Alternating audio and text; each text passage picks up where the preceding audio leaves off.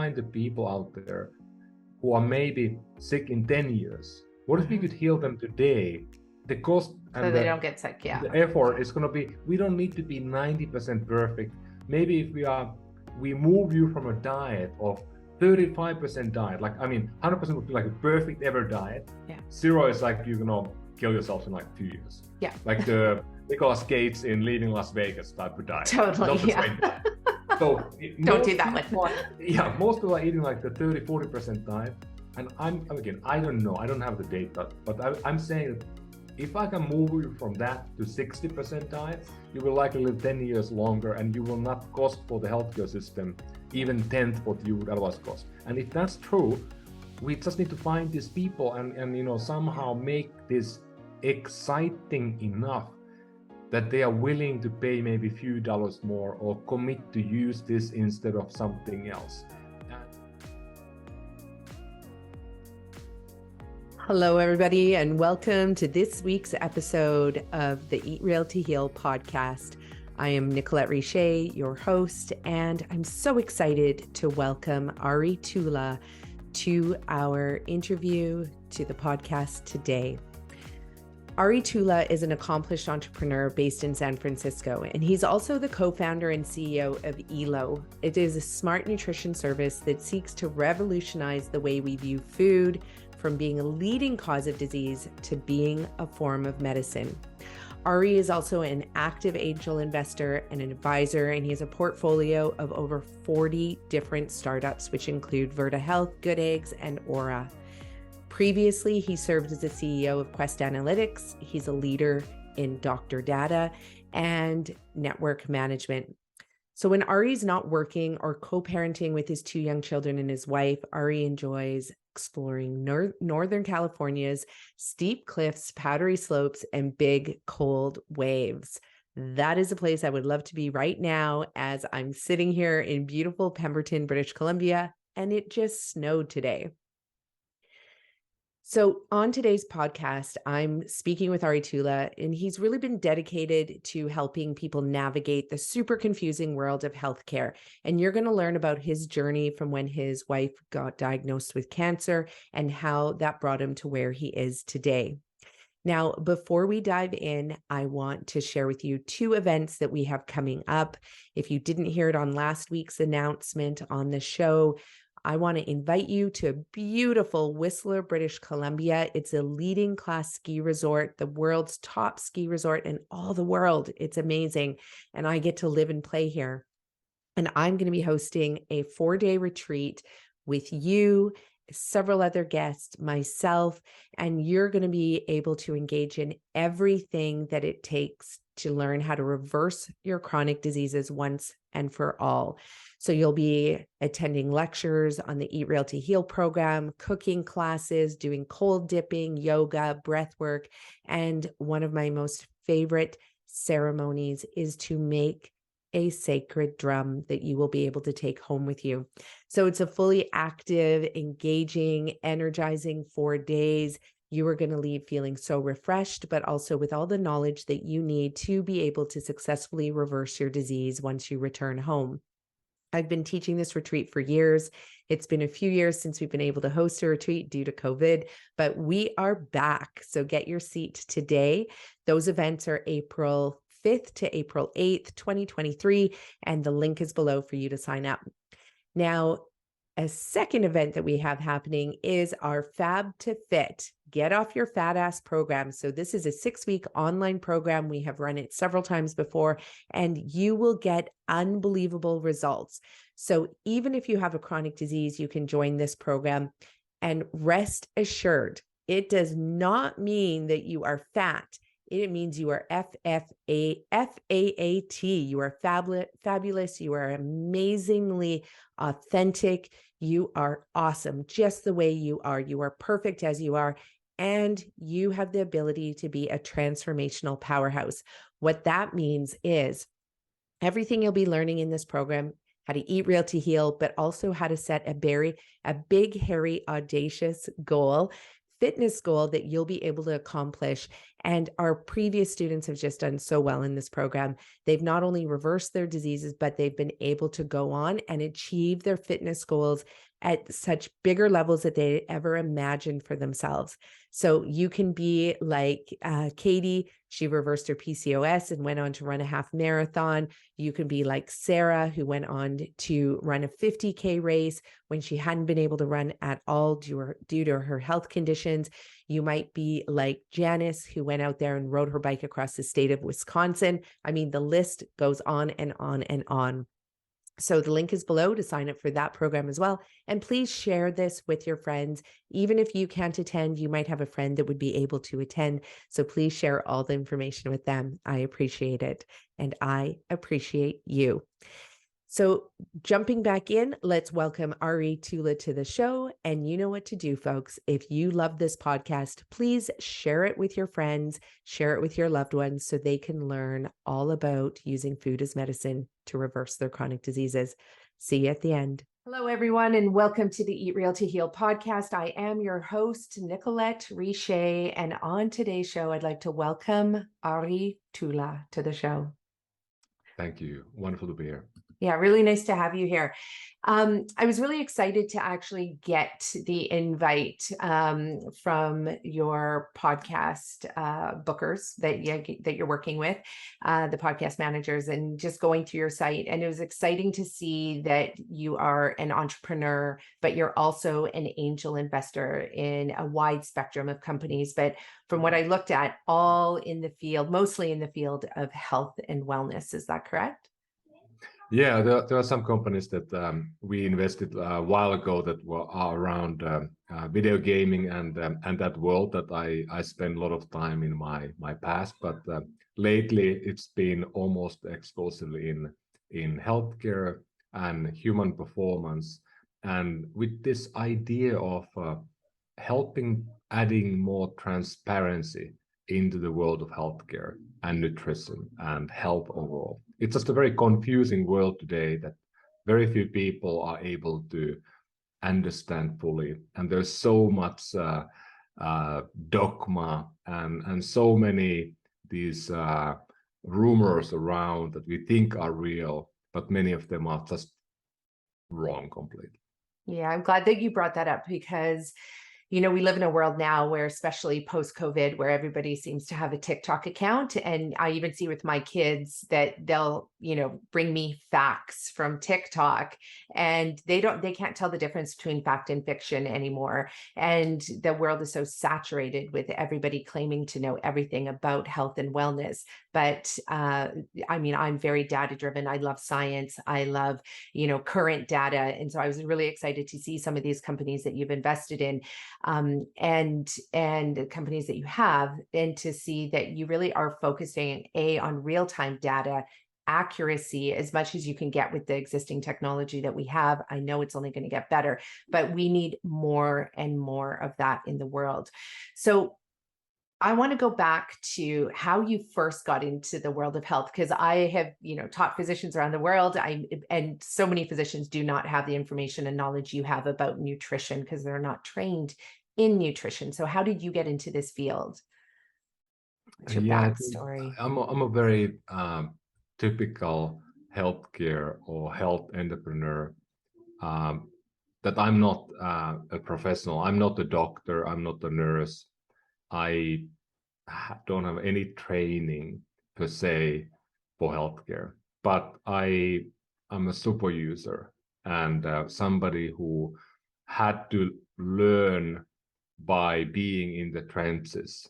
And my battle really has been with my wife, who had health issues for a long time, and she had a thyroid tumor 20, maybe 4 years ago, when we were living in Europe and Finland. And basically out of nowhere, she's touching her neck, and suddenly she has a big lump on her neck. And we get to the doctor's office, and we get escalated to the specialist, and then we finally learn what it is after biopsies, and then few weeks after the surgery that takes away half the other thyroid.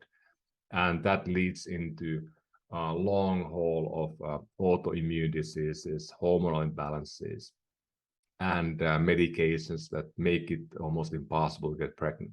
And that's tough. You just found your spouse and love of your life, and then suddenly you are put in a box that you can never have family.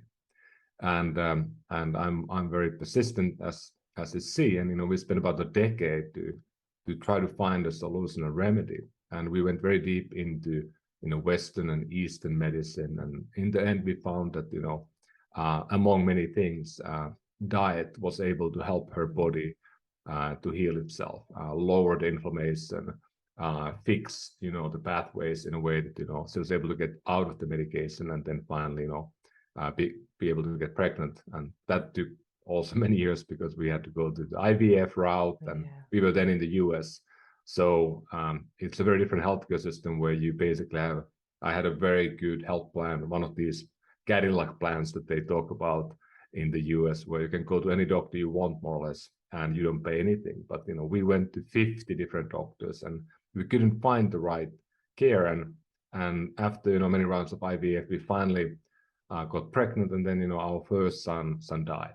So that was like over a decade of battlement with this area that I knew nothing about in the beginning, but after years, I think my wife probably has like a double PhD in these areas, and I'm being following very closely and trying to be also there to support every day. And you really learn by doing, and you learn how difficult the world is for the physicians. And you said it really well that healthcare in many ways is about data, and I 100% believe in that, because it's all about testing, monitoring, understanding. And then a doctor is a person, and we are not very good at adapting and using the data to make decisions. We are very bad computers. Our brain is not a good computer at all. And decade ago, 15, 20 years ago, the doctors didn't use any type of computer. Now we are starting to get some assistance in some cases. But I see a future where the doctor will be always assisted by an AI that will help identify the likely causes, and then a human can be the one who is picking the right ones with the context that the computer might not have. But that's why it was basically this drama that I have had in my life, and there are not many people who are in their early 20s who have to think about these existential things like death and family, and not in a way that my grandma is dying, but your own child is dying. Like, it's really traumatic, and it molded me who I am, and we decided over 10 years ago, maybe 13 years ago, to spend our life in this manner, in healthcare. My wife is today, her passion has always been environment, and she was one of the people out of many who was crafting the Kyoto Agreement back in the days to try to curb the emissions 20 years ago. And we haven't done great as a society, as a humanity on that, but nowadays is working on one-on-one with people, doing KonMari consulting with Marie Kondo, and helping people by every day hand in hand. And I decided to spend my years in building healthcare companies, and now I'm building a third healthcare company, and together we built a small investment vehicle. We invest in companies that are pushing the human performance and human health forward. So this tragedy kind of turned into a really amazing story that and it's been really fulfilling to be able to work every day on stuff that you deeply care about, and with people who understand how important this is. Yeah, and I mean, incredibly moved by your story, and that is a lot to go through. And the one part you said too about not many people being in their 20s and have to face these existential moments, but we are in a world now where we have children, age 3 being diagnosed with multiple sclerosis and diabetes, where prior to 1940, virtually no one had diabetes. It was non-existent. And now it's an epidemic. And after 1986, as we see these, pesticides like glyphosate and other herbicides and pesticides being used in huge quantities in the industrial level as well as the home level, on homes and gardens, we saw this massive rise, and we can look at the data and see that there is a correlation between the use of pesticides and these diseases that have increased dramatically over the last 20 years. And we are seeing more and more people in their teens and their 20s with these debilitating diseases. And what's interesting about your story is that a lot of people, they think because I use food as medicine to support my clients in reversing their very advanced diseases, poor prognosis. Some of them have 3 months to live, and we can fully reverse a disease. The human body is amazing at healing itself. But when people think that, okay, well, I'm doing this with food, then they automatically think we can't use medicine. And what's interesting about your story, though, is that Western medicine helped your wife clearly, right? Had to remove, the tumor. She lost part of her thyroid. She needed that service and that care at the time. But some people would have advocated for fundraising for chemotherapy research, whereas you went in the opposite direction. And this is what I'm so fascinated about. But then when you tell me about your wife, working on the Kyoto Protocol and the work that she does, it doesn't surprise me because I worked in government designing environmental policy. And so for me, the minute I learned about nutrition and toxicity, I immediately related it to the human body and saw that direct link, which is what it feels like you and your wife have done as well. So we need more people in the world understanding that relationship. What happens in the environment is also what's happening in our bodies as well. So I love this about you. This is a really important piece to your story that for the future of education as well, I think that, teaching people about that relationship in school at the early ages. You have young kids, I have young kids, and if they grow up not knowing that relationship, they too could have then just been an advocate for chemotherapy being the only way to treat disease or surgery. And those are the only things, but not looking at nutrition. So I want to dive into the nutrition side. So when you were exploring nutrition and diet, you said that was a big part of your wife's journey, which I'm sure is part of also your journey and your children's food that they eat. So what were some of the things that you discovered that you didn't know about back then? Well, I think the point about, by the way, on the toxins and environmental impact on our body, I mean, that's something that is rather new knowledge, and we have had some advisors at my current company Elo who have been talking about that a lot, and Joseph Pisorno is somebody that who spoke us a lot about. I don't know if you know the person, but he's so Pisorno. He is one of the people who I think he coined the term functional medicine, and he built the first university, the Pasteur University. He was the founder of that, and he's a very old person now, but he was helping us to think about this early on, because I wanted to talk to people who are really, they've been there for a long time, and his thesis today is mainly that the plastics and the pesticide and the toxins are really having a big influence on this chronic epidemic. And I think in my case and my wife's case, we've been asking many times, not so much lately, but in the past, like, why did this happen? And it was interesting to realize that her mother was an industrial cleaner, like cleaning, schools and cafeterias and stuff like that. And in the late 70s, when we were born, there was often heavy chemicals used in these environments. And while she was pregnant to my wife, I mean, she was using these chemicals. So it's basically that is likely the cause for what had happened in the first place, because this type of tumor is not very common at that young age. So we were, we learned that long time ago, and I'm also a big advocate of, we don't use any plastic in our home. We buy everything from the farm. Nothing touches plastic, and it's really difficult to live in that way, almost impossible in the current society where plastic is so prevalent in everything that we consume and eat. And I think there's a huge amount of evidence coming now out that we are just everything is polluted by plastic. Like every animal is filled with this micro plastic pieces, and of course ozone is filled with it to a level that we don't even realize today. But to go talk about the nutrition and I mean, I didn't know anything. I was an athlete, so I played, ice hockey for my youth, and I'm training twice a day, and doesn't matter what I eat. I mean, I can eat anything if that type of, that body can, fuel with anything almost. So you don't think about it.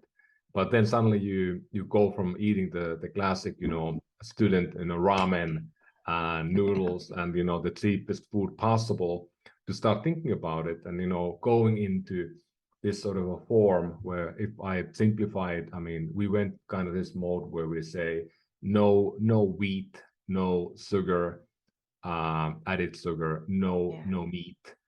That was more or less kind of the diet that we ended up with for many years. And today we do eat a bit of meat, very sustainable meat, because our children, they like to eat meat at times. It's good to understand how does it work from the farm to table, or from the forest to table, and understand how world works. And I don't want to narrow them to be vegans, because it might not be the best diet for 5 to 10 year olds.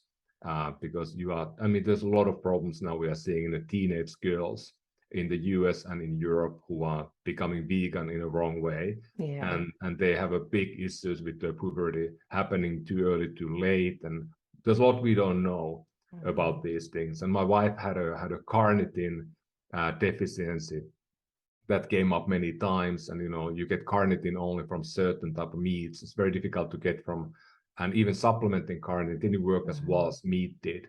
So we become more tolerant, I think, and less purist over the years.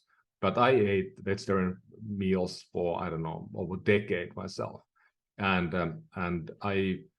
I've been a massive believer in this idea of, kind of connecting the nutrition to the recovery. And then I track everything for a long time, since I was an athlete in 80s already, and I continued that. But what I know for a fact is that I'm recovering today at almost 45, at the same level as I did when I was 20, and almost like a pro level athlete.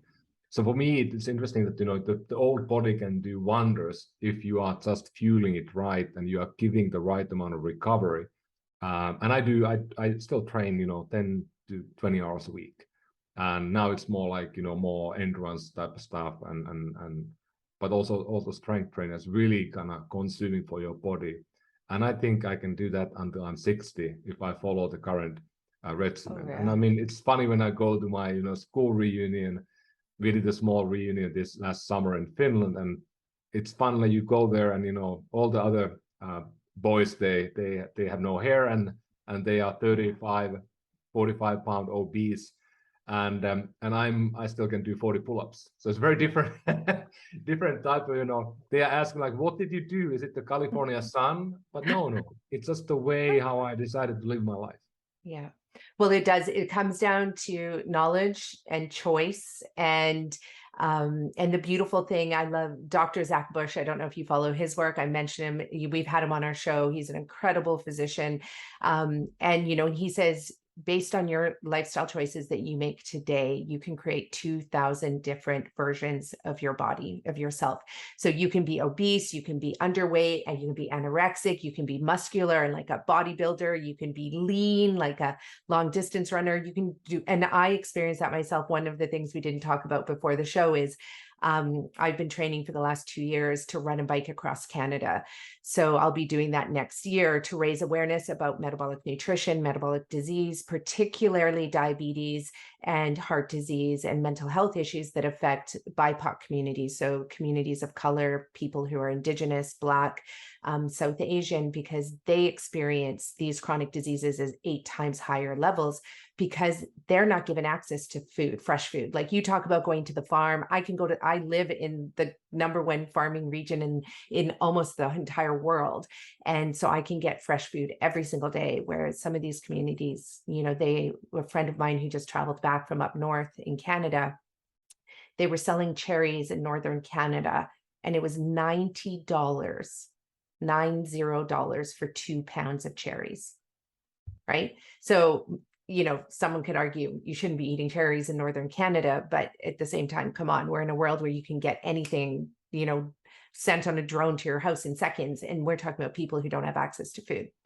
So the thing about what you said that's really important for people to know is that what you said about being vegan, because we're right now in a world where people feel like to be vegan means you can eat all the processed vegan food you want and be healthy, but that is not the case. You are going to be worse off eating processed vegan food than you are going to be eating even some of the shittiest meat products that are out there. Sorry for swearing, but at least the meat, if it's grown in a somewhat okay way, is still a whole food versus these synthetic products that are being created in a lab that are full of so many pesticides and preservatives and plastics and like literally just ingredients that are more made for cleaning products and cosmetics than they are for human consumption. So I really like that you brought that up. The second piece too is just about being an athlete. So I'm doing this entire run. I've been fully plant-based whole food for a very long time. And I'm going to have, there's a university who's tracking 700 different protein markers as I do the tour across Canada. And the same thing, I'm 47 years old. I've never been an endurance athlete before in my life. I was an athlete in a far off distant life. But it's exciting to see that if, any of those people at your reunion are listening to this, if you are 45 pounds overweight and you've never, ever run a kilometer, you can be like Ari, like you can change your body, and it doesn't take long. It takes literally a few months of just consistent training in a sport you love. Do something you love. It's just about moving the body and eating well. And it is that simple. But then it gets complicated because, of course, like you said, everybody's body needs are slightly different. And if they have nutritional deficiencies, it's really important that you restore those nutritional deficiencies. So that's what I want to jump into, because with your company, which I really love, and is this your company, Elo? Yep. Yeah. Okay. So this is your company, not one of the ones you invest in. I'm an entrepreneur. I'm a hobbyist. I'm here because I had people helping me. I was involved in the first startup, 99 already. We built websites in the Web 1.0 in Finland, and my roommates founded the company. Nobody ever funded them. They funded the company themselves. They grew the company to hundreds of people with never getting any funding, and wow. That's a really rough way to do it. And yes. Some people are able to do it, but very, very few. You need to have people supporting you early. You need to have help, and that's what I try to do. I try to I've been lucky enough to be able to build things I love, and lucky enough to be able to sell one of them, maybe two in a moment, and I'm just putting that wealth to other people's companies, and then you can be kind of a little bit small part of them, and you can learn along with them. And that's been the most rewarding for me, that you can sometimes maybe you can help these people, but more you are just, because you put money where the mouth is, and you have to kind of learn along with them. And it's been really rewarding to see some of these companies that we were able to invest early to become massive successes that are impacting soon millions of people. Yeah, no, this is what we need, because the goal for our company is to teach 22 million people by 2030 how to reverse their chronic diseases using food as medicine. So 22 million people, I mean, that is a ridiculous number. But with individuals like yourself, we have investors supporting us, lots of people supporting us. And I mean, we can achieve these big, hairy, audacious goals when we band together and we use all of our different resources that we have. For some people, it's money. Some people, it's knowledge. Some people, it's like the entrepreneurial grind mindset that you need to get up every day and keep working at it. So I just have to say thank you for doing what you do, because there's many entrepreneurs out there that could just hoard that money for themselves, and they just want to build up a number to say they're worth that much, versus actually truly investing in businesses that are making a change in the world, versus just putting another piece of plastic out into the world, or selling another widget. So thank you for what you do. I really appreciate that. That's, I mean, by the way, it's a really great point that you highlighted there, because I mean that BHAG, that Tim Collins, he made this thing real with his amazing book. And Good to Great is the book from Tim Collins. Wonderful read, by the way. I read it like 10 times. I gifted a lot. But the bottom line is that you need these goals. Like I love your goal about doing this massive effort of and highlighting that you are able to do something that most of your friends are like, whoa, is that even possible athletically? And I hope it will go well. But setting those goals is such a key thing. And I remember well 12 years ago when we started the company called Better Doctor. It was a doctor finder company that really kind of came up from my experience and my co-founder's experience of not finding the right care at the right time. And we lost one family member possibly because of not having the right care, right person. Not I can't point fingers, but one reason. And we said in the beginning we want to. The tagline in the founding document was basically to help 1 million people find a doctor they love. 5 years after starting, we had about 20 million users. And when I sold it to private equity 4 years ago, that company is now part of this bigger company that is impacting almost every American today when they look for doctors. So a lot of almost all the doctor networks designed by health insurance companies, by government like Medicare, Medicaid, are all done with these tools we created. So kind of this idea we started with helping 1 million people. Wow. Today we help 200 million people every year. And what an amazing feel you get if that happens. And of course, it's not like people don't know Better Doctor anymore. It's like under this big company. But that feeling that you have when that you built that, and the team members who did that in a decade. I mean, that's what really is powerful in this world. You have an idea. The idea, it can change the world in a small way. And if it's a positive thing, it's just really, really rewarding. Because you know so well how important it is to have, because the problem here is, why I'm so passionate about this topic of access to care. Because we have 20 million people in the US today, they can't access to care. Nobody will pay for it. So they are on their own, which is a horrible, horrible mistake. Biggest single problem we have today in the country that we could easily fix. But the bottom line is that if you go to a doctor, you go there when you are at your weakest. You are in a last end of the tunnel. You are in a dead end. You go there to get help. And often you get 5 minutes of time from a person who doesn't listen to you. And that's really the big problem in healthcare today, because it's so personal. And often people are kicked when they are lowest, and they are at the weakest, they're sick. They don't know what to do. They are losing their job. They are losing all the savings. They may be losing the loved one or themselves. And that's why I think, it's so key that, that moment of truth when people go to the doctor's office, we would have more time to give for doctors to do the right thing. We have a sick care system in North America. It is a terrible, terrible, terrible system. And we have doctors that are burnt out because at the end of the day, they can't even function well and do the care that they want to do in the sick care system it's been designed by humans, and it is broken. And we need more people like yourself, like all the entrepreneurs that you're supporting, who have these big goals of changing our medical system and turning it back into a healthcare system. And anyway, to know that you had set a goal like that, and to know how many millions of people have been impacted by the business, it just landed on me that, this is possible for us as well.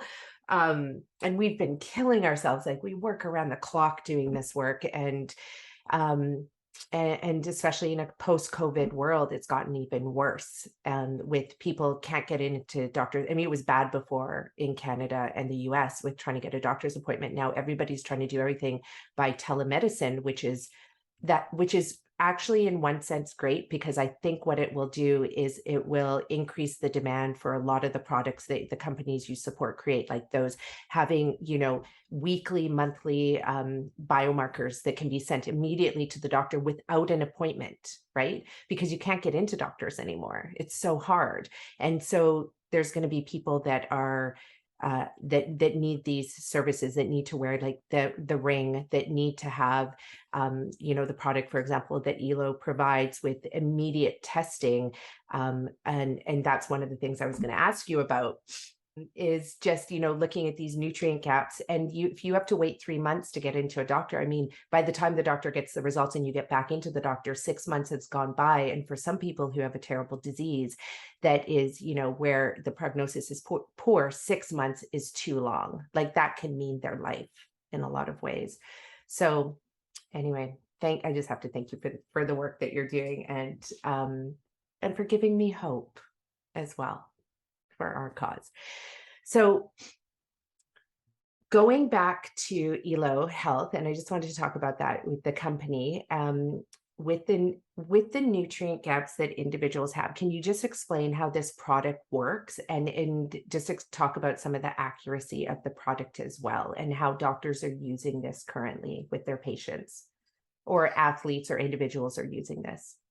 Yeah, let me kind of maybe take a step back a little bit first to kind of give you the context. So as I said already, I mean, I really truly believe in the power of nutrition as a vehicle to get us sick and also heal us. I think your point about, it takes only months to heal. I mean, I often say that, it takes about 20 to 25 to 30 years to get sick by eating the processed foods. And then it only takes a year to heal completely. So our body is very resilient, and most of the cells in our body are almost brand new. I mean, you can rejuvenate your body pretty well. So that's kind of the thing I believe in. And on that context, I know for a fact that most people are absolutely confused about the nutrition today.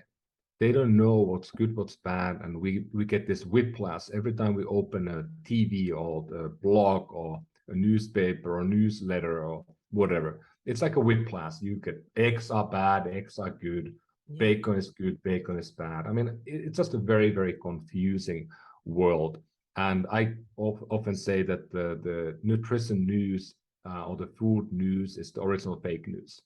We invented that like 70s, 80s when we did really silly research that went in a completely wrong way. And maybe I'm right, maybe I'm wrong, but I'm often saying that we're going to have 1 billion people dying too young because of few decisions that were made by a few scientists and a few media outlets and few politicians in 70s around the fat and sugar, for example. And because I'm a big believer that the added sugar is really causing the so sugar should be called fat and other way around, and would be safer and securing a lot of people's lives if we would do that. But so Elo is kind of building on those ideas, and we are trying to build a system where we are trying to build the measurements around nutrition, because I'm a big believer that if you can measure something, you can improve it. And today we have no measurements available for nutrition. We don't have a way beyond like a weight scale that is showing it in a month latency. Like you are looking at the back view mirror very far away if you're looking at your weight, or if you're looking at your your waist or your belt size or your pants sizes or whatnot. But those are very like low latency things that you don't really know before it's too late, and then things happen so slowly that you don't feel it, your spouse doesn't see it, but your mom sees it when you see mom every year. It's like, what the heck happened to you? But you don't see it because you're living it every day. So we're trying to build real-time and almost real-time measurements available for these things. And we know we are very early. There are not that many available yet. And we decided to start early. We are maybe a little bit like on the bleeding edge today. But I think in the 5-10 years, the market will catch up and we're going to be more normal. But the idea is that, can we take data from our bodies? We picked blood biomarkers because medical community can agree upon the blood biomarkers. We can't agree upon the DNA or the microbiome or the hair follicles or saliva yet. Maybe in the future, but blood we can agree upon. And then we took, idea that let's take all the wearable devices. Like I have a Apple Watch, I have an Ōura ring, I have a Whoop, and I have a glucose monitor in my belt. And so all those things are kind of collecting data all the time from me. So we take the blood data, the wearable data, that's like think about sleep, activity, recovery, very valuable metrics that are coming in. We take that into Elo, we use Apple Health today. So Apple device, you can connect to Apple Health, and you can get all those data points into one place. And then I can decide to give them to Elo. I can decide which I'm going to give to Elo, if any. Means all private, and you can control it. We don't steal any of your data. We work only with the data you want to give to us. We turn that data with using AI into the right nutrition plan. So you said it nicely. It's really about finding and filling your nutrient gaps, and we all have them. All of us.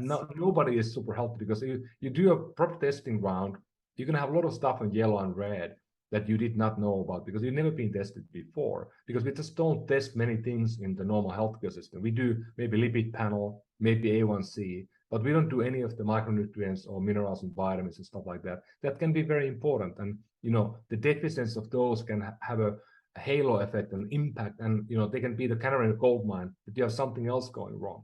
So we then deliver you the nutrition plan. So today we do it in a form of like daily supplement pack that has your name on. We have a new product coming out, which is a protein product that is completely tailored for you. We're gonna have meals coming in the coming months. So we try to kind of make it very easy so you can get the right nutrition in the right way. And we realized early on when we tested this in a vitro 2 years ago.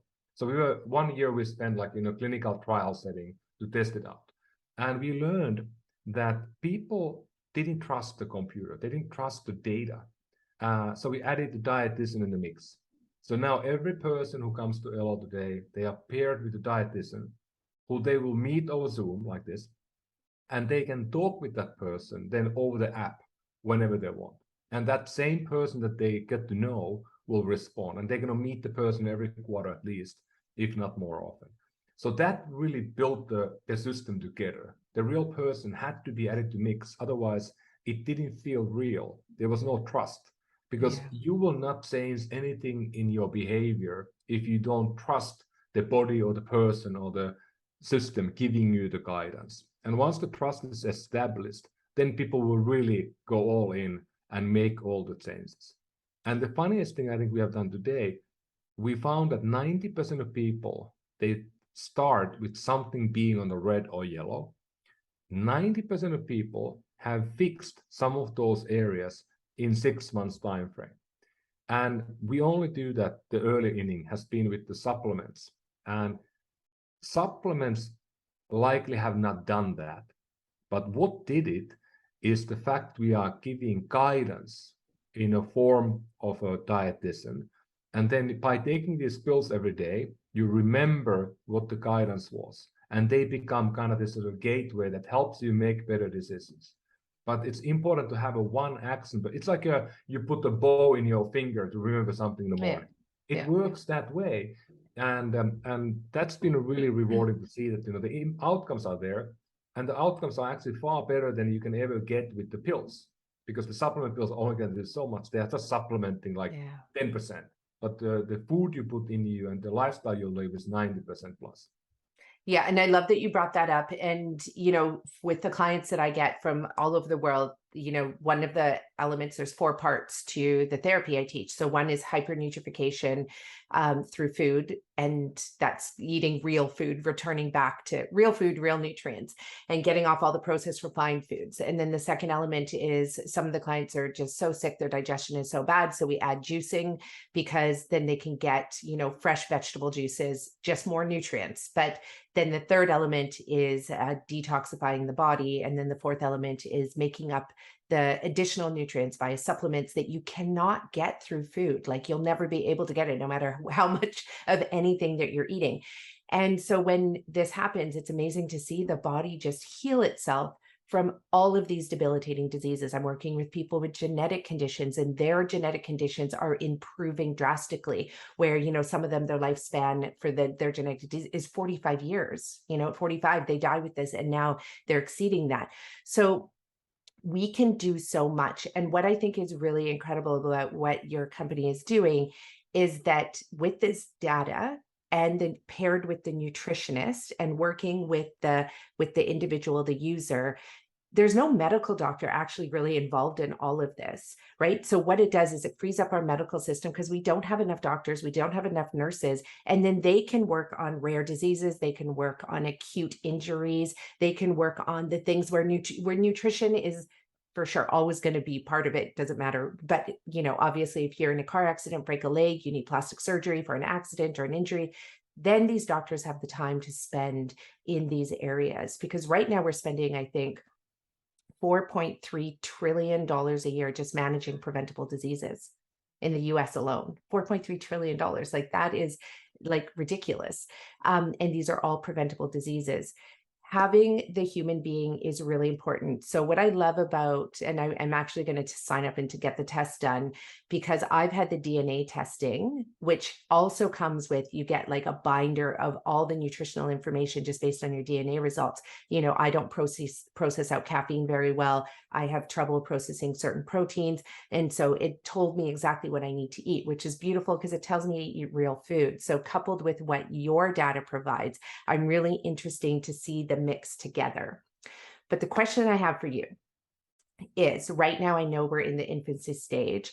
The cost for this is quite high, I know, through the DNA test. So the average individual who's on a food budget in the United States is not going to be able to afford this. You know, so what do you see as being the future of this business? Will this eventually get to a place where it's affordable for most US citizens, or is it going to be something that's just too much out of their price range to be able to afford? Yeah, there's a lot there. So let's start from the price perspective first. Today, about 100 to 140 million people in the US are eating supplements every day. These can be pills or powders or whatnot. Average people spend between $40 and $60 per month on this. And none of them know if they have the right ones or if they have any impact on their health. So we wanted to kind of tackle that aspect at Elo. I already said before, transparency is one of the key drivers that I'm trying to bring into healthcare. And in this case, we were trying to build a system that would not be that much more expensive for these people who already do these supplements. Okay, so we priced it $99 a month for testing, the blood testing, coaching, and the supplements. So you pay basically maybe $40 more, and you actually know what you are getting and why. And we are trying to do our best to source the supplements in a way that they are all what they should be. So we do third-party testing on everything. We have been, canceling a lot of orders, not taking them in because they were not the right type. They were not meeting the criteria. So we're trying to kind of go fairly affordable on that end. Of course, now it's kind of crazy that you do testing, like we do blood testing every quarter. Maybe we're going to be making it less frequent in the future to blow the price a bit. But it's interesting when you do quarterly blood testing. We do 13 biomarkers today. So we do the lipid panel, we do A1C, we do homocysteine for inflammation. We are looking at vitamins, D and B12. We look at iron, ferritin, and it's not like a full panel that you would like to do, but that's something we can start, and it's palatable to do on a finger prick. And those are important. Those are really, really important markers, especially for B12 and D3, because 95% of the population is deficient in those. And now in Canada, just to get your D levels checked, you have to pay $55. It's not covered by the medical system. And being deficient in vitamin D is very, very, very debilitating for your health. So, I mean, if it's $90 a month, then or $99 a month, that's actually really affordable. And in the US, with the amount of money people are paying for their health insurance, like that's nothing, because the results that they'll get from meeting their nutritional deficiencies and healing those is huge. Exactly. And I think, and also all the data coming from your wearable devices, that there's no cost to that in a sense. So, and what we are doing in the future, you will be able to soon connect also your data from the third-party health provider. So if you already have done the blood test elsewhere, you can connect that from the Apple Health to Elo. So those are all coming live, but you're putting step by step, because it's a very complicated thing, and we are so early it's like, we take your blood and we send you nutrition. It's pretty out there idea, kind of science fiction to most people. So we have to kind of get people to understand it. So our target persona today are the people who are, in 30s, 40s, 50s, who have already decided to live healthy life and decided to start investing in it. And they are looking more like, we ask always the long-term health goal in the beginning. And there's beautiful stories when people kind of write them up, like, I want to, go hike the Appalachian Trail when I'm 80 with my granddaughter. I mean, like those are the dreams people have that really matter. And people often talk about this, that what will my last decade look like? Do I want to walk to my, bathroom alone? Can I get up from bed without help? Those are very meaningful things if you think about when you're going to be 80 or 90 years old. And I don't think we can expand our lifespan to 150 anytime soon. I think maybe in like 100 years, but we don't know how to do that yet. But we know that we can probably be pretty healthy until we are 85 if we don't get unlucky. And that'd be awesome life to be able to still maybe run when you are 80. Yeah. I mean, one of my relatives, he just died last summer, and he was the world record holder and 5-time world champion in weightlifting from 80, 85, 86, 80. He was 89, I think, last time he was competing. And there was nobody else. He was the only one in the world who was competing in weightlifting. He was still lifting like, I don't know, 50 kilos up in straight arms. I mean, that's pretty powerful for that age. That's amazing. And he died boots on the ground, and he was still like, relatively healthy because the muscle is so key. But the idea we're trying to build at Elo is really more like a platform in the end, because it's kind of expensive now to do the testing only for the supplements, because there's a cost involved, like sending you the kit, getting the kit back, putting it in the lab, processing. It's pretty expensive to do. But once we add a lot more products on top of this, then the cost of the testing will become less and less of an issue, because we spend a lot of money on food anyway today. So there's a lot of money that I think we can kind of help people move the dollars from place A to place B. And then I think the long-term play why I'm doing this is that I'm really a believer that we will have a different world in 5 to 10 years, where we will be subsidizing nutrition. There's already many pilots happening in the US where we are trying to help the people in the biggest need, people who have no access to food at all, giving them a produce box. There's also testing happening now, like you are doing in scale, where people with type 2 diabetes, they are getting now nutrition delivered to them, or they get guidance on nutrition, how to actually reverse the condition, because it is silly that we are spending so much money. I mean, we can debate about the number. It's between 2 and 4 trillion, somewhere there. Anyway, it's approximately a lot of money that we spend on keeping people sick, not healing any of them, and not maybe even often increasing the quality of life.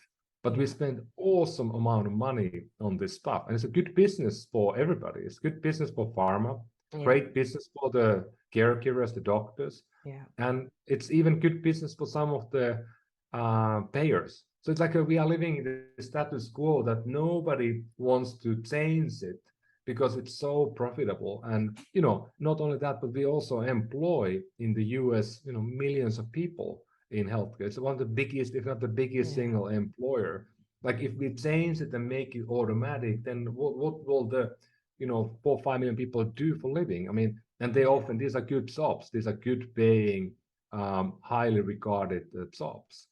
And it's a really tough thing. Like, I don't know how we can change it. And there's zero will from the government perspective today in most countries to do anything. EU has been pretty good at, levying taxes in sugar and a few other things. Mexico and Chile are now labeling food as tobacco almost. It's when you go to Mexico or Chile, you can see, like, you can buy stuff in the airport and it's like, wow, there's a label that says that this will kill you. powerful. But I know, but this is the problem though, is that what most people don't know is the food industry is one of the biggest lobbyers. You know, they influence government, they influence our medical system, they influence our pharmaceutical system.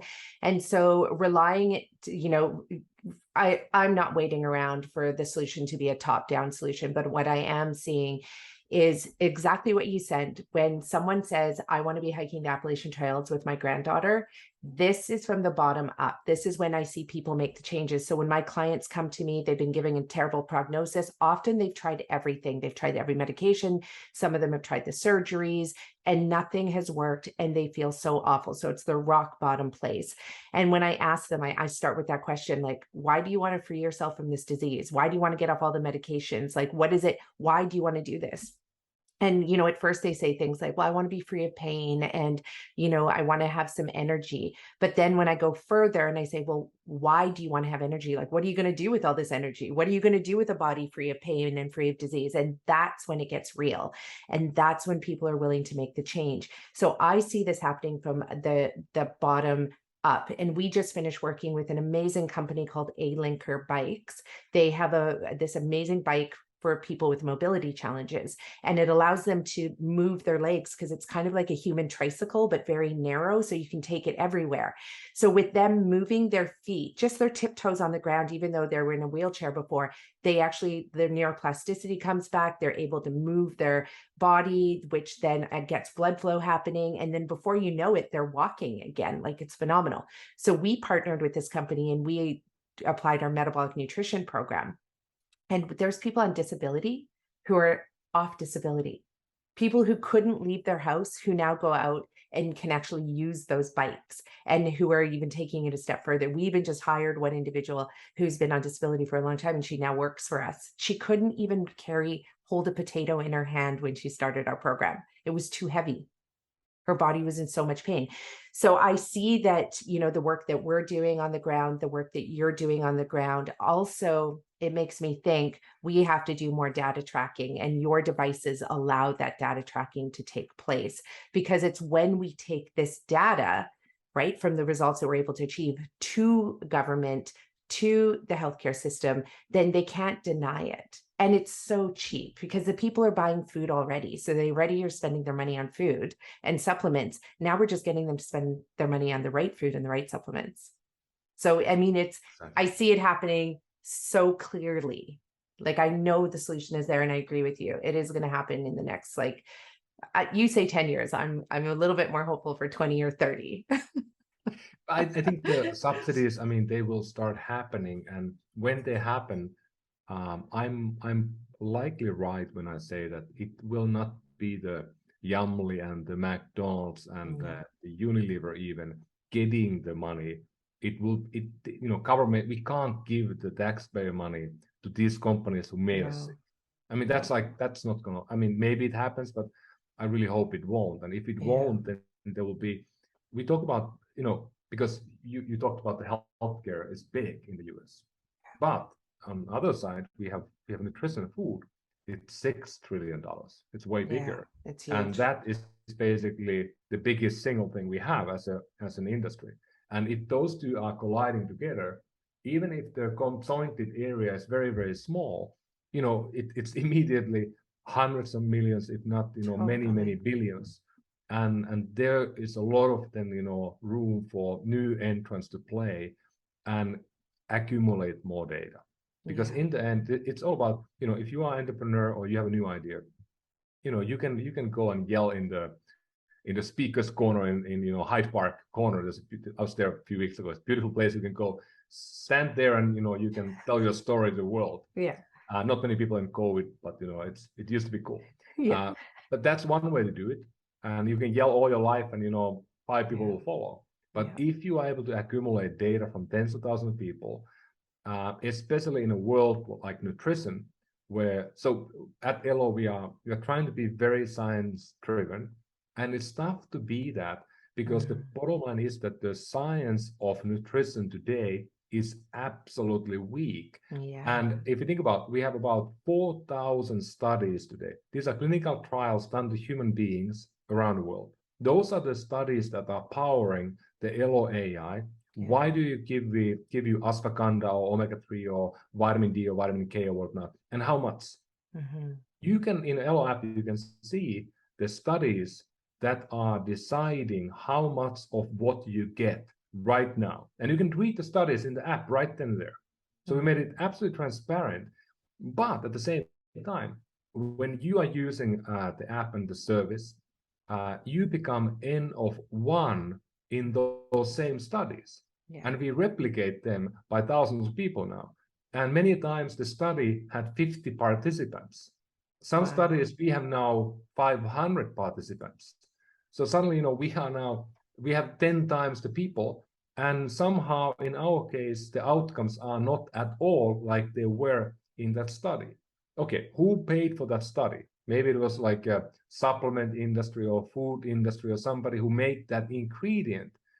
So nobody is publishing the negative studies in nutrition because it's paid by the people who want to study positive, have positive results because they can sell more stuff. Exactly. So we have a completely biased body of science. And I think in coming years, we have a lot of companies who now are deploying the big data, and they can actually show in a real population way that these are not real, or some of them are real, and they will become really valuable studies. But that's been a learning just in the last 2 years on running a fairly small operation with data. Well, I'm a PhD researcher. And so one of the things that I can tell you is that, since 2018, 68,000 studies on plant-based whole foods and metabolic disease has been published. So 68,000 studies. But, to be able to get those studies approved, it takes years for these researchers to apply for the funding, $50 million to fund, often just a phase 1 or phase 2 clinical trial. And the only way it's going to get published is if there's a business plan attached to it where there's a return on the investment for that study. Exactly what you said. So in one sense, science is so slow to deliver the results, to get like the studies and then of course somebody has to be in place to read those studies as they're coming out. And there's too many studies that are coming out that are often focused on 1 or 2 variables. And this is the other thing that's beautiful about what you're doing is you're looking at multitude of variables within the human body. And we are a complex system. We can't just look at test one type of food or one type of nutrient. We need to be looking at our body as a complete system. And that's when the body heals, is when all of those nutritional deficiencies are fixed. And so what you're doing is you're solving many problems on many levels. It's the quality of the studies that are coming out, the timing of the studies, that it's real-time. Case studies are the things that you get enough. I always say you get enough anecdotal evidence and it eventually is data. Right. Thank you for pointing it out, because that's really very few people have actually understood what you said, and you absolutely understood correctly. Because the challenge now is that we are in a world of healthcare and nutrition where it's a molecule versus a condition, illness, a problem. So we have one molecule. What is the impact? Sometimes we find out that molecule like Viagra, it became very different than it was supposed to be in the first place, and became a big business. But in the end, nutrition, it doesn't work in a molecule by molecule level. It works on a combination level where we have macros and micros combining together. Totally. And it's very, very complicated because you can have like hundreds of different molecules impacting you, and in different ways depending how you cook the food or how you prepare the nutrients. So we are trying to kind of do it other way around, and real scientists could not do what we do because we are doing a real world evidence studies where we throw you the kitchen sink, and then we are looking at the other end. Are we seeing an impact? If we see an impact, then we start to then go back in and backtrack and find why. And that is, I think, the best way to kind of find the needle in a haystack. And then maybe you find the right haystack first, and then you go for the needle.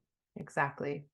And that's what we're doing right now with one of a client that I have who has cystic fibrosis. So this is a genetic disease. It's a debilitating disease. Your entire body fills up with mucus. All the organs do, not just the lungs. And what we're finding is we threw all nutrients at her because we figured this is how this metabolic nutritional therapy works. You don't get to decide, like, when you eat 3 meals a day and you're drinking these juices and doing the detox, you're getting all the nutrients. And what's happened is, since she's getting all the nutrients, what's happened is her mucus production is down. It's no longer black and brown. Her body is clear of this. She, like, that all her conditions are completely different. But then what we need to do now is try and understand, was there 1 or 2 particular nutrients that, you know, affected her more than all the others? But it doesn't matter, because at the end of the day, she's eating 3 square meals. She's eating all the snacks. She doesn't have to count calories. Like, she's living an incredible life eating these foods that she was doing anyway, eating foods, but now she's just eating all the, you know, healthy foods plus the additional supplements. And it's incredible, the results. And if we can do this with a genetic disease, you know, with one genetic disease, how many other genetic diseases can also be affected by, you know, metabolic nutrition? Because we know that our genes are also affected by our environment. You flip them on and off like a light switch, depending on the environment that those cells and the DNA are bathed in. So it's really remarkable. And I really do see, yeah, huge potential between what you're doing, what we're doing, and so many other companies out there as well that are just doing incredible things like A-Linker bikes. So, you know, maybe it's not going to be 30 years. Maybe it'll just be 10 years before we see. I have just underline one point here, because it's so important to always talk about this. So for companies like Elo, and I think many other ones who are now trying to tackle this problem in different ways, we are often not in a position that you are, because you have, you know, you have medical doctors, you have the researchers, you have the patient doctor relationship in your system. And that's, of course, amazing vitriol to test. But that's, as you know, very difficult to scale. Like, how to get to 100,000 people, it's almost impossible. So we are working on a premise, like you said before. We don't have a medical doctor in the loop. We don't treat a condition. We are not FDA approved. Yeah. We are not under FDA regulation today, because we are only using nutrition. But I see a world where companies like Elo will have an arm that will be driven by the medical doctors and will be part of the healthcare system. But, you know, we started with outside of it, and today, yes, we do have some people who have real illness and sickness, and, you know, we have to sometimes find a doctor for them. But most people are relatively healthy, and we're trying to find, like, who are the people who are willing to, you know, you're talking about healing people who are very sick in a common sense of, you know, looking at person, and you can even heal these people. I'm trying to now, how do we find the people out there who are maybe sick in 10 years? What if we could heal them today? The cost and so they don't get sick. Yeah. The effort is going to be, we don't need to be 90% perfect. Maybe if we move you from a diet of 35% diet, like, I mean, 100% would be like a perfect ever diet. Yeah. 0 is like you're going to kill yourself in like 2 years. Yeah. Like the Nicolas Cage in Leaving Las Vegas type of diet. Totally. Yeah. So don't do that one. Yeah, most people are eating like the 30-40% diet. And I don't know, I don't have the data, but I'm saying that if I can move you from that to 60% diet, you will likely live 10 years longer, and you will not cost for the healthcare system even 10th what you would otherwise cost. And if that's true, we just need to find these people and you know, somehow make this exciting enough that they are willing to pay maybe a few dollars more or commit to use this instead of something else. And I mean, I so often, you know, use an example of this, but, you know, it's just so true. Like Elon Musk, you know, we can love him, we hate him or whatever, but he went on to build a better car, not a better electric car. Yeah. It doesn't matter if electric or not. He built a better car. And I know we all have one of those now. So it's just a better car. Like if Elo has to build something, you know, let's say supplements, we need to build a 10 times better supplementation regimen than you have today. And then you buy it because it's better, not because it's just something different. Like it has to be better. And that's often forgotten in the world today. And when you go into the medicine and to the, you know, health insurance companies and the employers, then it's very difficult to build a product Yeah. that will be the right product, because then you have like 15 people telling you what to do. It should be blue and red and yellow, and I've been there for decades, and it's a tough world to build a really great product. That's why we're trying to build in a way that the people are paying themselves without, you can't even reimburse this today at all on purpose, because now we have people coming in and paying themselves because they are truly understanding the benefit, and they're the right people in the beginning. And I like to call this moment that people have had. I don't know if you know the context of the system called memento mori. Oh, that's funny. I was going to bring that up with you when you had said, like, what are the last, how do you want to live the last 10 years of your life? Dancing and hiking, or, or do you want to be in a wheelchair, in a bed, sick, taking tons of medication? So yeah, we talked about this all the time on our podcast, Memento Mori, but go on. I want to hear what your perspective is. Yeah, so my perspective is that, usually the people who are signing up to these services, they have had a moment of the memento mori, which is in Latin that, we are mortal. That was the word that, in lore at least, the slave was whispering to Caesar's ear when he was at the triumph in the Roman times. Memento mori, you are mortal, you're not a god. But for normal people, it's like the moment when we know that we are mortal. Somebody in your vicinity got sick, somebody died, and you first time think about life is precious and there's an end ahead. And when you have that moment, then I think you could understand it. I'm not talking about you becoming, like your doctor is telling you that you might die. Like in a case of, Virta Health, when they reverse type 2 diabetes, a doctor is talking to the patient saying, looking you in the eye and saying, you're not going to see your daughter get married. You're going to die before that. Yeah. Or you will need, there's an amputation happening in the 3 years. Or I can give you Virta Health. Yeah. And by the way, people are then acting and being adhering like no other. I mean, like amazing results.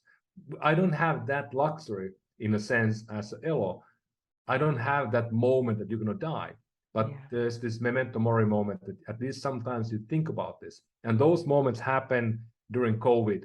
They happen in the first week of the year, of the new year, when you're thinking about renewing your life.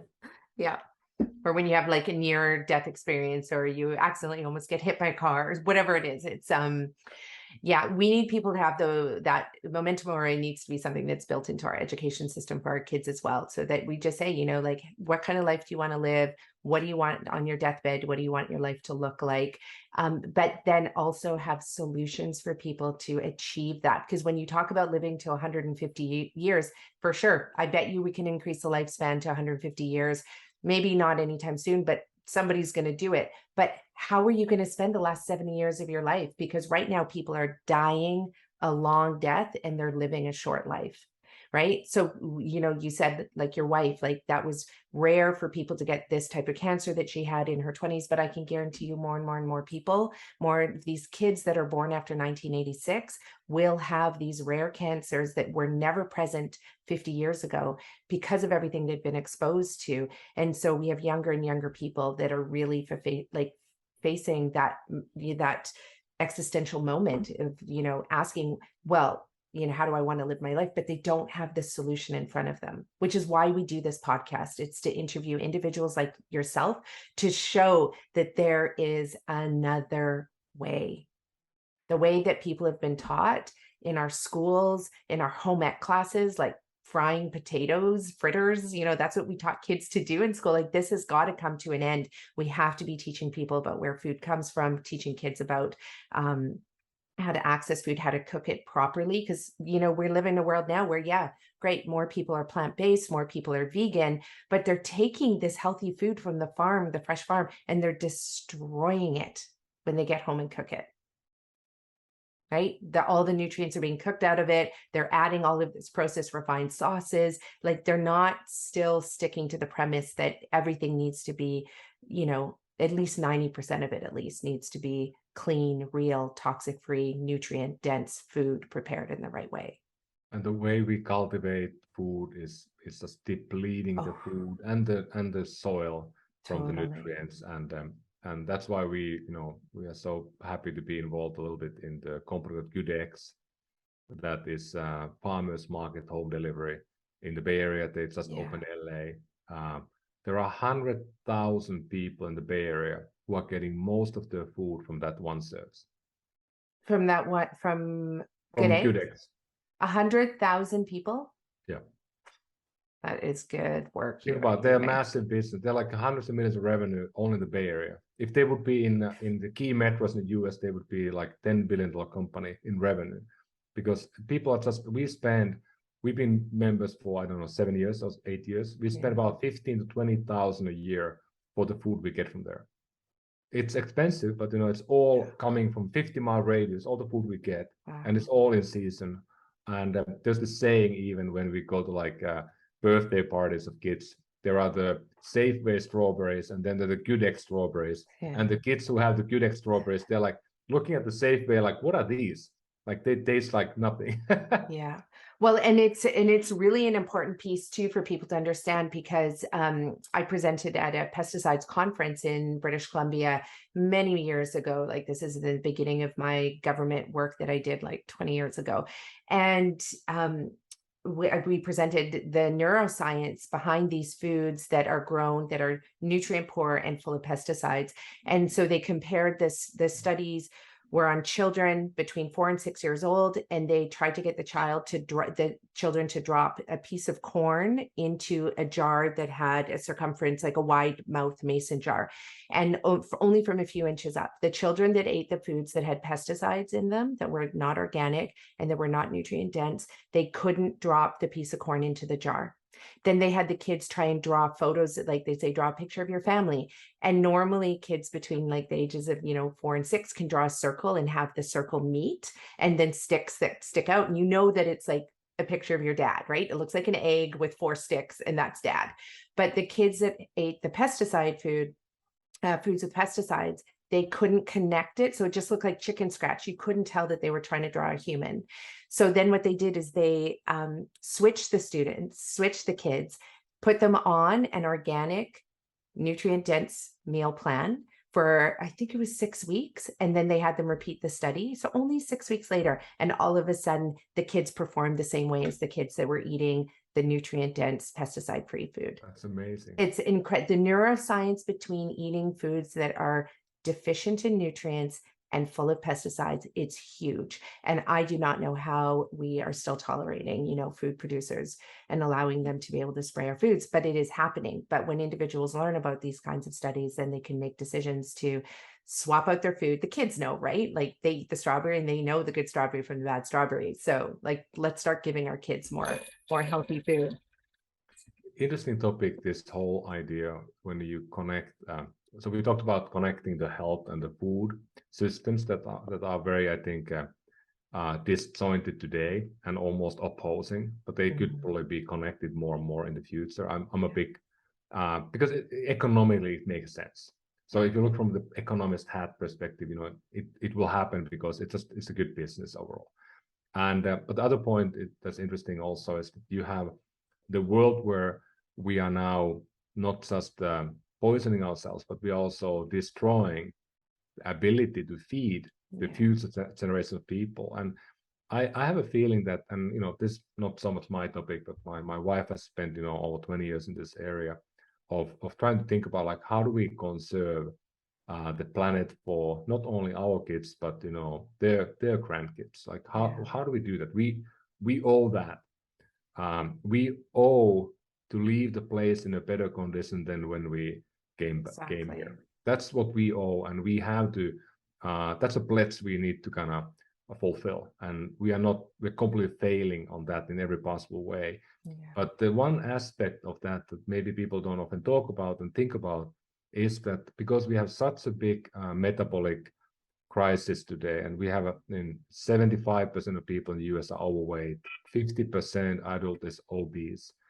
We are in a moment where people are so worried about themselves and their own survival that they can't think about the future and the environment.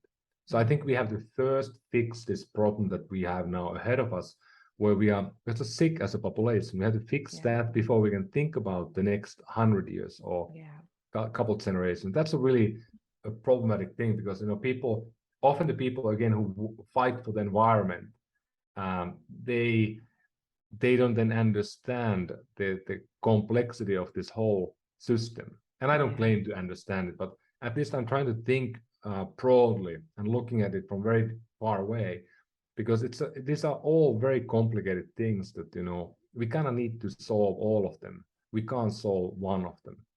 Well, I think though you hit the nail on the head there. So that is where I love the work that you're doing on the preventative side, and also with Virta Health doing it with diabetes reversal. I think it's brilliant, this work that you're doing. It's hard to measure prevention though, right? Like it becomes tricky. So how do you influence policy with data around prevention? It's been the hardest thing to do in public health. But what we can influence is on the chronic disease reversal side. And here's one thing I can say.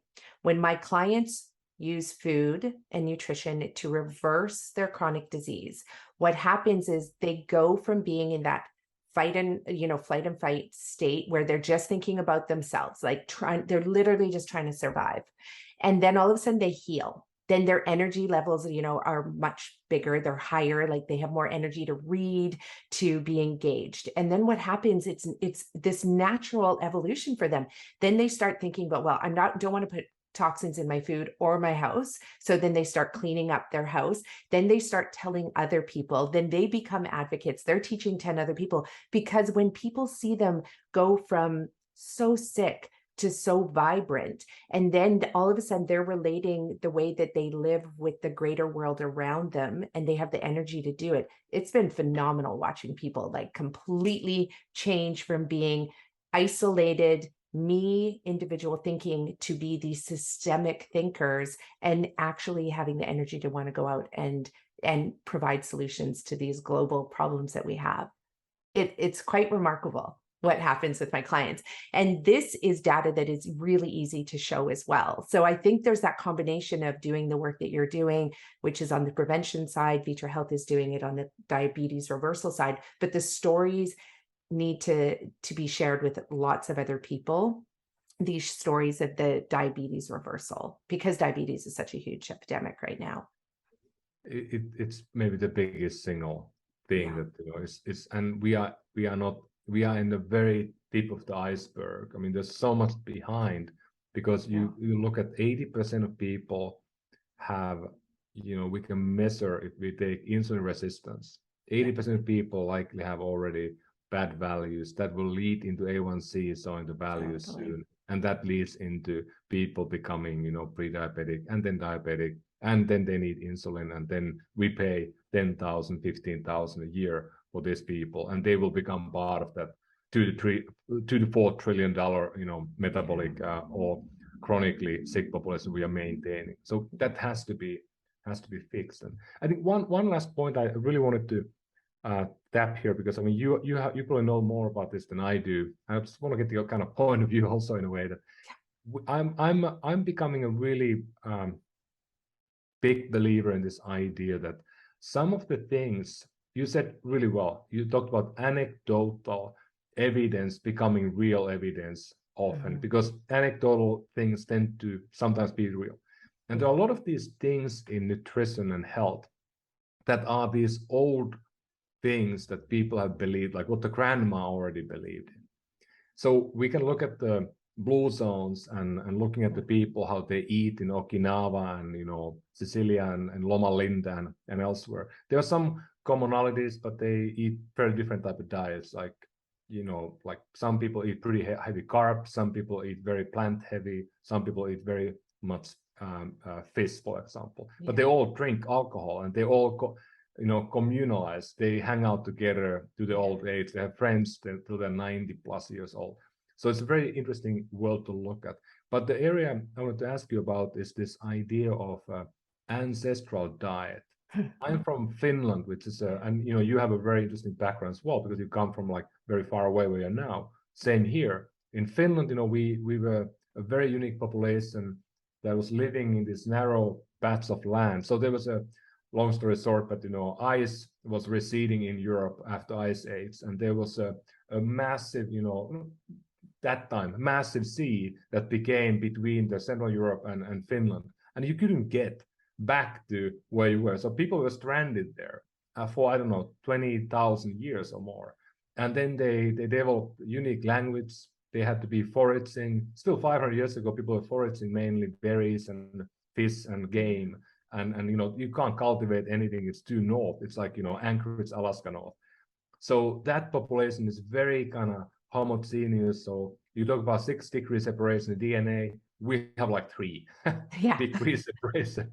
Yeah. And we are all same makeup, more or less. Yeah. And I look at the foods that my grandparents and their parents ate, and I'm like 100% from that area of my DNA for thousands of years. So I can eat milk and I don't spike my blood glucose at all. I can eat, many things there that are difficult. I mean, I can even do ice cream. It doesn't spike me. Yeah. But if I do corn or rice or wheat, I'm like, I spike like dramatically. And then I have, because we in our team, we have many of us have glucose monitor all the time. So we test this together. And then, somebody who comes from like India, they have rice and they're like flatlining. Right. So is the ancestral diet maybe a thing we could maybe do DNA and look where you're from, and then maybe you can put you in a bucket that, there may be 5 buckets that, we know roughly what you should eat. Yeah, it's a really great question. And having done the DNA testing through nutrigenomics and through DNA Power, and just before I forget, I just want to apologize because I know it's Virta Health, but I've been calling it Vitra, so I apologize for that. Everyone, there's another company called Virta Health, also run by a friend of mine, a great company as well. Okay, perfect. So we got Virta Health, Virta Health. I just wanted to correct the pronunciation on that. So yeah, it's a really good question. And in fact, we just put out a documentary called Grounded in My Roots. And our second documentary that's coming out is called The Food of Our Ancestors. And it's exactly on this topic. So through the genetic testing that I had done, like I can digest lactose like a queen, like no problem, doesn't upset my stomach. I don't eat it because I also know of the health risks associated with consuming it, more on the toxicity level, the hormone level, the bad production level, all of that. So for me, I don't consume it. And the environmental, everything, all the other reasons why I don't consume dairy. But I can consume it. So there's many aspects about my DNA, which I just got an African ancestry DNA kit done as well, because I wanted to figure out what region of Africa I am from. So I'll have more information for everybody soon. But when it comes to eating like our ancestors, I always say, eat like your ancestors 500 years ago, not like your grandparents, not like your parents, because your parents were most likely introduced into the world of plastics and fake food and convenient food. Also, your parents and grandparents are much wealthier than your ancestors from 500 years ago. So we know your ancestors 500 years ago ate predominantly all whole foods, no preservatives, like salt wasn't even used until the late 1800s. So they didn't have the sodium. It was rich in potassium, it was rich in magnesium, it was lower in calcium, unless they had access to dairy from animals. And then if they were eating meat, it was still a clean whole meat. Now, here's one of the things we can look at is the populations, like, for example, the Inuit in northern Canada. So they eat a lot of blubber, they eat a lot of meat, they eat a lot of game. But the thing is that they die 10 years earlier, and they die of 50% higher rates of heart attack and stroke. So because of the high animal meat consumption, but it only happens at one time of the year where their death rate goes up significantly. And it's when it's a complete ice shield. So they can't access the sea planktons. They can't access the little greens and the berries that are popping up for a short period of time. So when all of a sudden their nutrient quality goes down, they don't have access to those plant-rich phytonutrients, all of a sudden their bodies become quite acidic from the high amounts of protein that they're consuming. That's when they get the heart disease and the strokes. So we can look at the Inuit as an example, I think, that might be a little bit closer to the population you're talking about in Finland. That's a unique population, but it's also hard to see what foods they were eating because of the fact that we know that bones will solidify and make fossils, whereas all plants disintegrate. So we don't have a lot of knowledge. We're starting to get it now because we can analyze the soil for material from 500 years ago that does let us know that actually we weren't as paleo as we thought we were. Right? It's only because we just don't have fossilized evidence of some of these plants that we were eating. And those plants can be anything from seaweeds to, there's rich iodine in a lot of the fish and a lot of the seaweeds as well. And so we're in a population that's very deficient in iodine. Nobody stands a chance of being free of cancer and reversing cancer without restoring their iodine deficiency. That's one of the key things that we have to change immediately in our society to see cancer rates drop. So eating like our ancestors, you got to choose which ancestor you're talking about. It's really, really important. And then also, if you do come from a rich royalty line, it's probably better to eat like the peasants did, not like the rich ancestors, because they had access to more meat and rich, like fatty, salty foods. And so, but we also saw the obesity rates climb among royalty versus if you look in a peasant farmer village like my grandmother's, everybody looks like Michael Jordan.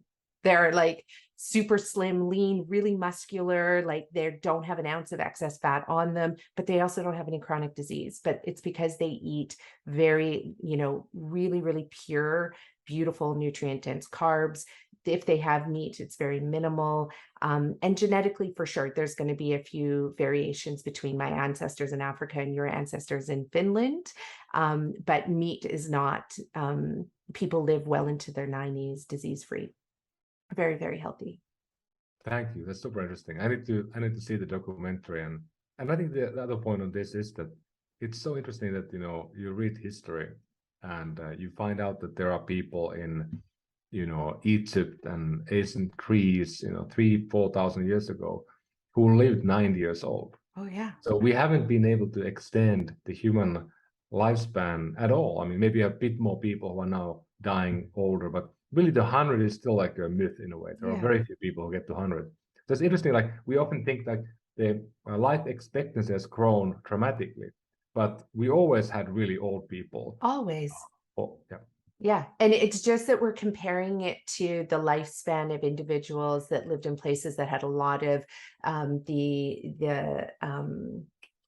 like diseases like cholera. It's like when humans started gathering into cities, but they didn't have sanitation, a lot of people started dying like 45, 46. Heart disease started seeping in, there was a lot of alcohol, there was a lot of, and this came from these high stress city living as we popularized the planet. But when people were peasants working the lands, moving their bodies a lot, people did live well into their 90s disease-free in most parts of the world.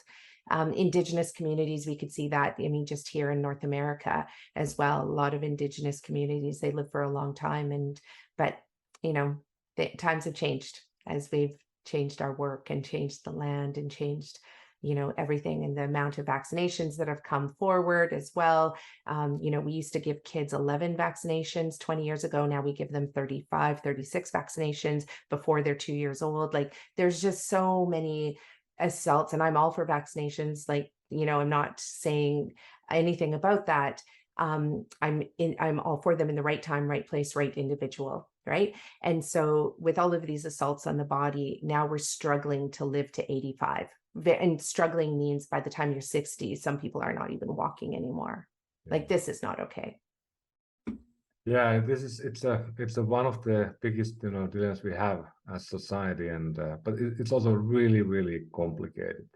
Yeah. So it's just hard to understand. Like like I think most people, I think they're asking when they hear about these discussions, it's like, what can I do today?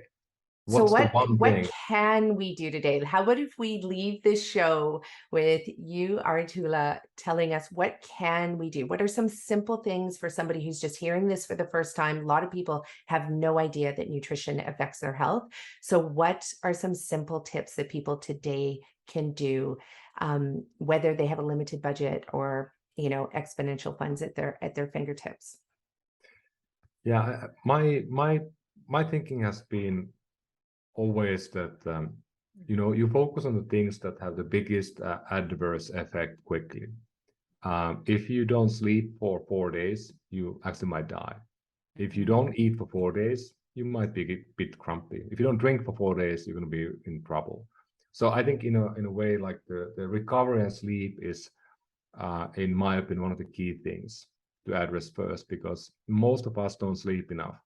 If you don't sleep enough, you end up eating too much. You get too high stress hormones that are just, making you to eat more bad stuff. And you eat kind of because you're feeling bad because you're not sleeping properly. And all these people who say that you can sleep 4 hours a night, it's bullshit. It's bullshit. It doesn't work. That's not true on any level. Yeah. So I think the recovery is the easiest thing to do, and not always easy because, but the only thing that works, and this is actually, I don't know, a secret, but, there's a one unnamed big company that, is building all the devices we love nowadays, and they are now going to sleep big way. And I think the only thing that they really are focusing on is making us sleep earlier.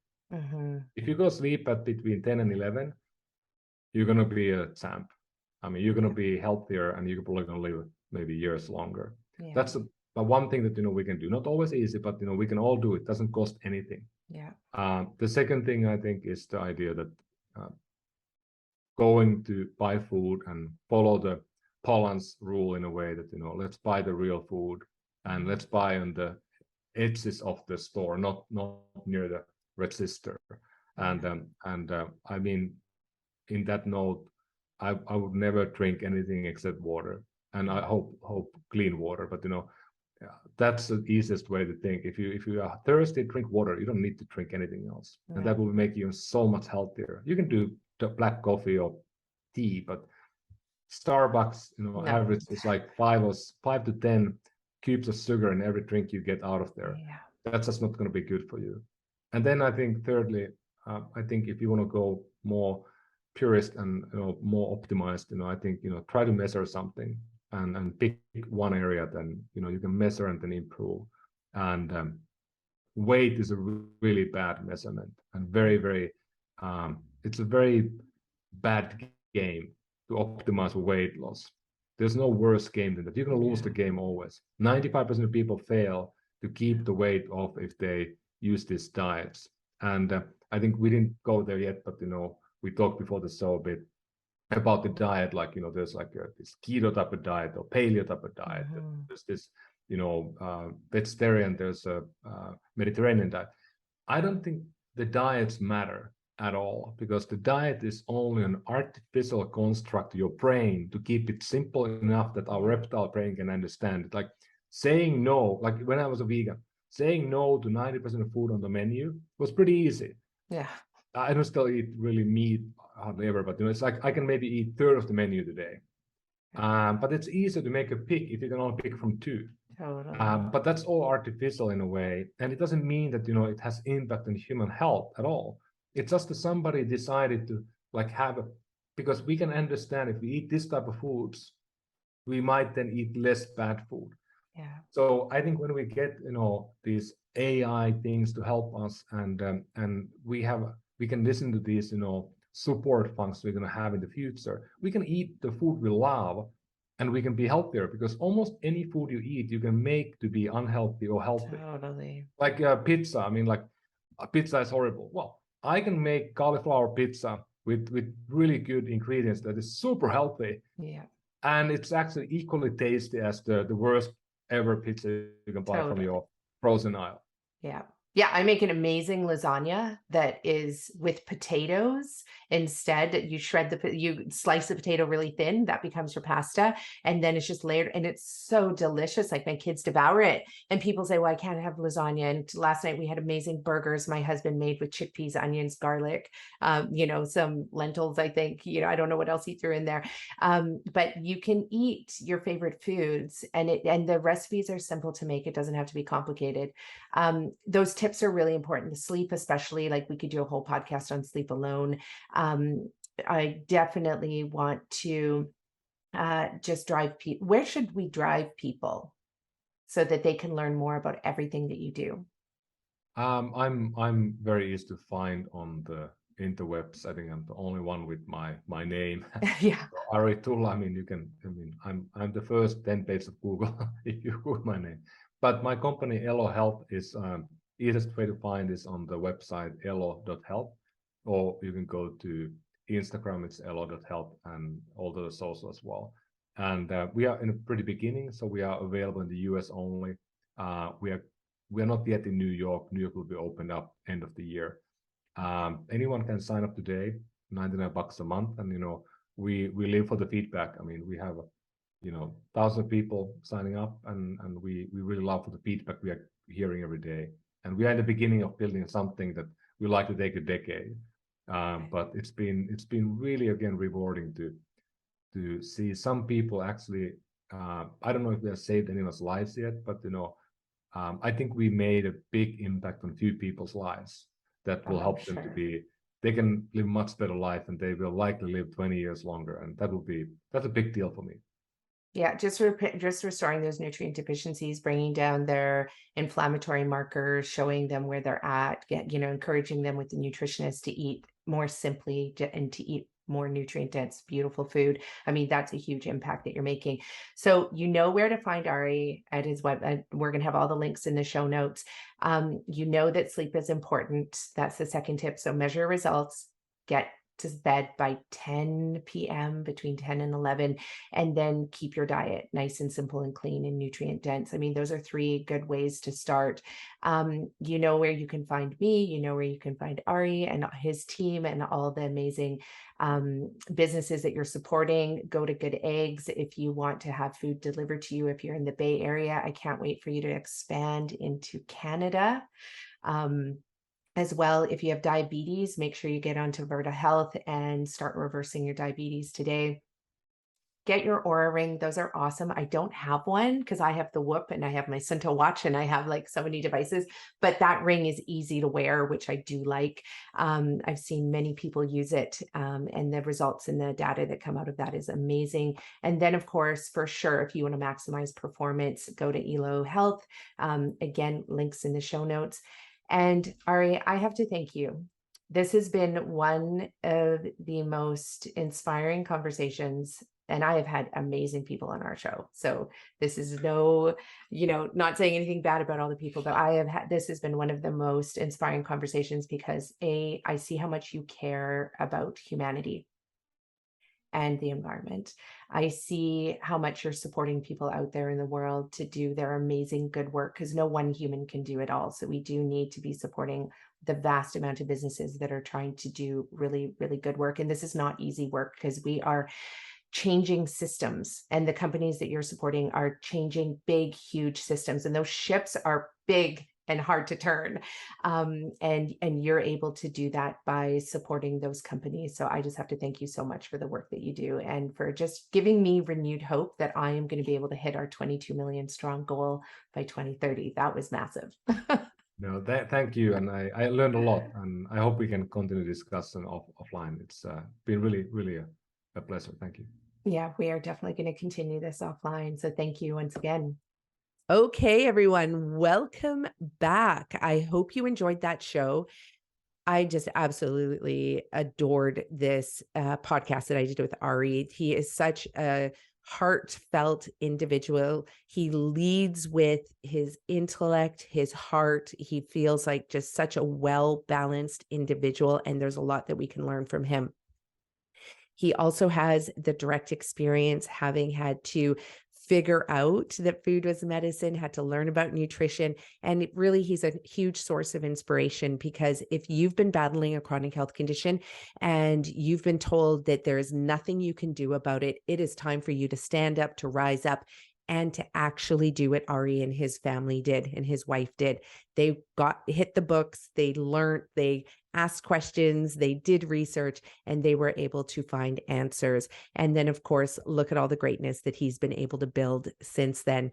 So thanks, everyone, for listening to the show. If you have any ideas for podcast guests that you would like to have on our show, please let us know. The only requirement is that they have an exceptional story of reversing their chronic diseases, using food as medicine, That is what we love to hear about. And of course, we also like to bring experts into the show as well, doctors, researchers, other health practitioners who have expertise in finite areas. We are so thrilled to bring them on the show. So please write to us and let us know who you would like to hear from. Thanks, everyone. Go ahead, register for our retreat and our Get Off Your Fat Ass program. Loved being here with you, and see you next week.